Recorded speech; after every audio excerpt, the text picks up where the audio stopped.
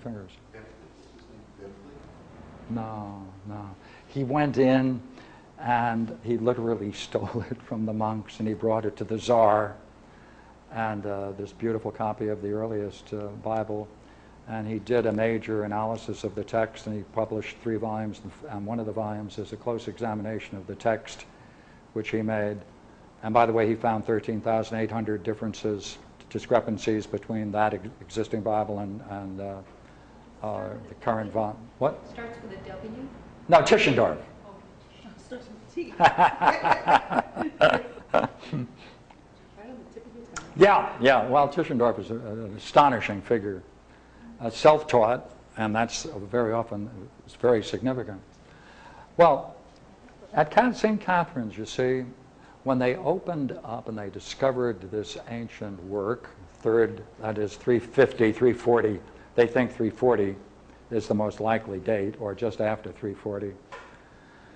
They found many things. One of the things they found is there has been a quest for trying to get the earliest possible text in order to get the most reliable text, to get to a period when the text was originally established, and therefore they can then base their teachings and their insights and their development of Christian thought from the most reliable text. This text, which is 340, I had a beautifully preserved document, has some very interesting things about it. One of the most interesting things about it is that as you look at the text itself, here's the text, and alongside the pages often are 3 dots, and 3 dots signify that the person who was copying it thought that that particular line or part of it should be deleted. And there are also marginal notes where they think something should be added. So therefore, already at 340, there was already an accepted tradition of still working on the text. And therefore, the dream about getting back the most earliest text that wouldn't be contaminated doesn't appear to be consistent with the way in which they were trying to develop the text in the first place. But there are a lot of beautiful things and important things about the text, and there's a beautiful book, and I have some Xerox copies of key passages for you, which when you leave I'd like you to get a copy of. But this allows us then to say to ourselves, look here, everyone is trying to take this idea of Christianity, the traditional view, and see whether they can verify it in the text. It's like reading everything backwards. You can look at the New Testament through the eyes of Paul, and you're going to come out a Pauline. You're going to look at Christianity through the eyes of John and Paul, or John, you're going to again interpret it that way. Now, what's happening with the most interesting work going on now is there's a radical shift. And the radical shift in research is, no. Start with Q. That's the earliest. Separate it entirely from all the other works. Do all your homework on Q and see then how Q changes as it goes through the texts. Now, what does that do? That does many, many interesting and amazing things. The first is that if you look at Q, you then see something quite interesting, and that is there's something very interesting about Q, because when they found the great Nag Hammadi library at that third cataract along the Nile, an old ancient Christian monastery was there, and then abandoned, but it appeared around the 4th century. At the time, 367 is the usual date given for it. There was a great purge of non-Orthodox Christian texts, and so they destroyed the whole libraries of Gnostic works. But in the Nag Hammadi library, they found 54 volumes. And including, by the way, is the part of the 6th book of Plato's Republic, which I often enjoy thinking about. Among the 54 volumes, there's a very beautiful gospel called the Gospel of Thomas.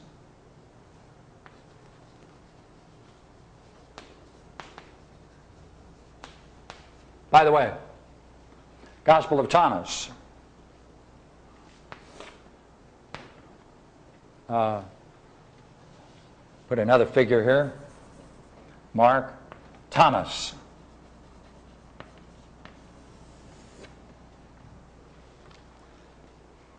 "35% of the Gospel of Thomas is Q. Therefore, there's a close link between the Gospel of Thomas and Q. There are only 225 verses in Q. But the Gospel of Thomas has taken 135% of all of the Gospel of Thomas happens to be Q.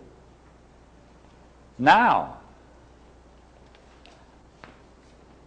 some, very few, nothing,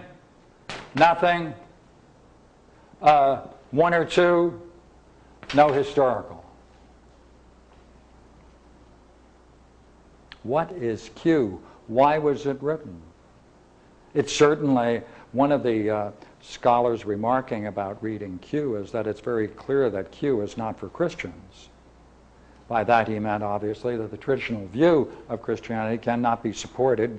If you claim that's the traditional view of Christianity and you expect to find it in Q, it's not there, therefore they shouldn't have been Christians. Or it means you have to redefine what you mean by Christian in terms of Q.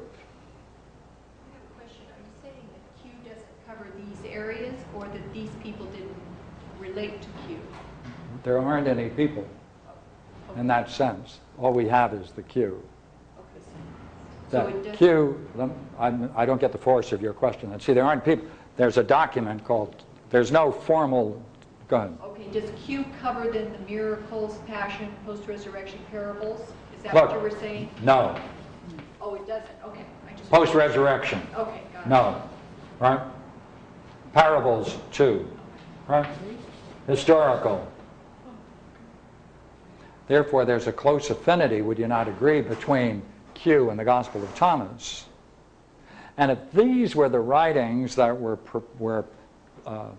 being used to record what it was to be a Christian in these early ages, what kind of Christianity was it? Where does it go? What does it mean? Well, let me go one more step for you then. Kloppenberg did a brilliant analysis of it, and if you're going to look into Q, you should get that book, and I have a bibliography for you later. And he also brought together an edited text of Q.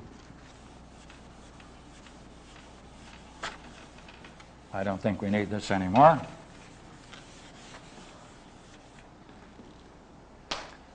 Now, let's make sure we see what Q is in terms of the four Gospels again, just to make sure. All right? Q is formally that material which is found in Matthew and Luke, but not in Mark. Now, you can open up a text if you get the synopsis studies in the New Testament, and you can just visually see what's Q, what's not Q. Because the synopsis then is the four Gospels are right there, and if there's material in each one that's run chronologically in terms of the development of the story, then you can see very clearly that if there's a great big gap, here's Matthew, here's Mark, and here's Luke. If they have things to say and there's nothing for Mark, what do you call it? Q. And most of that material, except for a few differences, is a material called Q, or the sayings of Jesus. Now, there's something about the